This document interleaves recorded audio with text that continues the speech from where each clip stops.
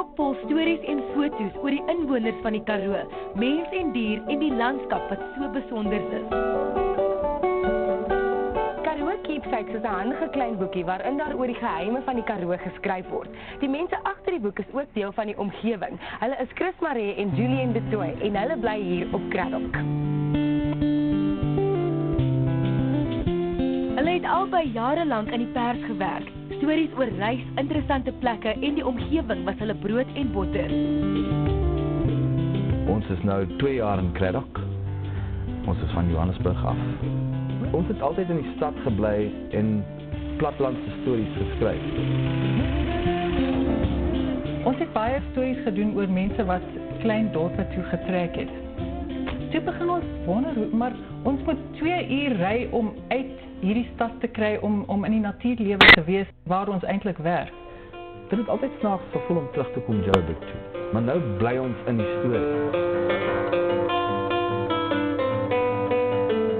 Die Karoo is heeltemal betowerend.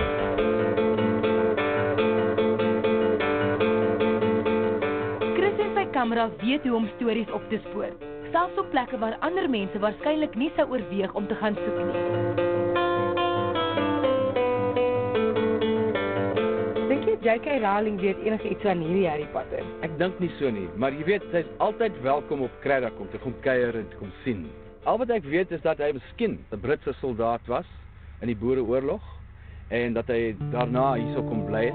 Daar is stories van oor die hele Karoo in die boek, maar Cradock word beslis nie afgeskeep nie. Kyk, as jy deur die boek blaai, kan jy sien dat Cradock eintlik ons gunsteling is, want daar's baie van Cradock in die boek. Maar ons hou ook baie van wat Chris noem die Hardemans Karoo. As ek nou van Cradock afkom na Wollaston toe, ek sê vir die mense daar, hey, kom op van die Karoo af. Hulle sê van waar? Ek sê van Cradock. Dan lag hulle vir my. Waar jy bly, kan jy jou water bestel. Ons moet bid vir ons water hierso. Ons kom van die Hardemans Karoo. Chris sê hy het op 'n punt in sy lewe gekom waar sy prioriteite verander het. Jy wil jou buurman leer ken. Jy wil jou hond vir lang stappe in die oggende vat. En dit is 'n ander soort van lewe. Mense ken jou, mense gee om. Jy stap shops toe en dit kan jou uur vat want jy ken soveel mense op pad. Dis oom Loos hier en is Walte en is Alida en is Magda en so aan. En dis lekker om met hulle te praat. En in die Karoo, as jy jou hand oopmaak en wys dat jy deel wil word van 'n gemeenskap, dan maak hulle arms oop vir jou.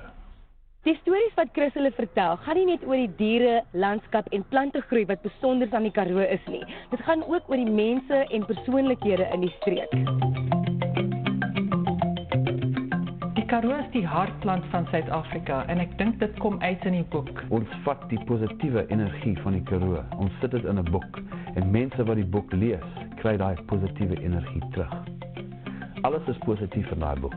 Daar's genoeg koerante en daai soort van goed wat na die negatiewe kyk. Hulle het begin met die proses om die boek in Afrikaans te vertaal. Die persoon wat verantwoordelik is vir die Afrikaanse teks is toevallig hulle buurvrou oor kan die straat, Melina Smith. En Jan Skuman, baie keer as ek die verhale lees, dan hoor ek die mense praat.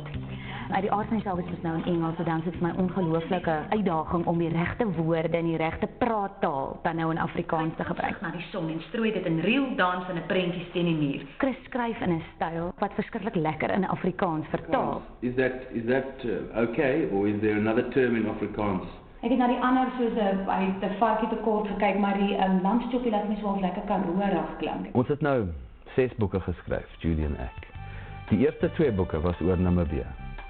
En dan was daar 2 boeke oor die hele kuslyn van Suid-Afrika. Ek is nie een wat baie skryf oor hoe ons reis nie. Is die mense wat jy ontmoet terwyl jy reis. Die stories wat jy optel terwyl jy reis. Dit sal my altyd hier so hou. En ek is nou op die oomblik baie gelukkig. Want ek het 'n vrou wat net oor die lewe voel soos ek voel.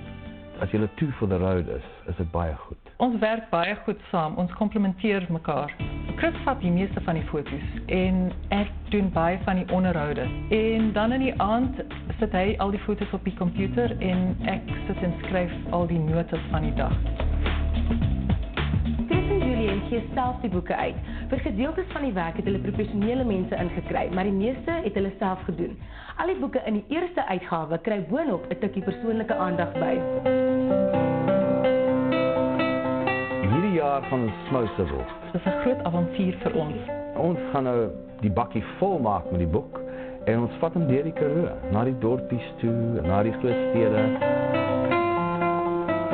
Chris het self al Timbuktu besoek, maar Suider-Afrika staan vir hom uit. Ek was aan fantastiese plekke. Ek was in Mongolië, Borneo, baie keer Australië toe. Al daai reis oortuig my dat hierdie Suider-Afrika is die beste plek in die wêreld om te reis. Die boek is oral in die Karoo en ook op die internet te koop.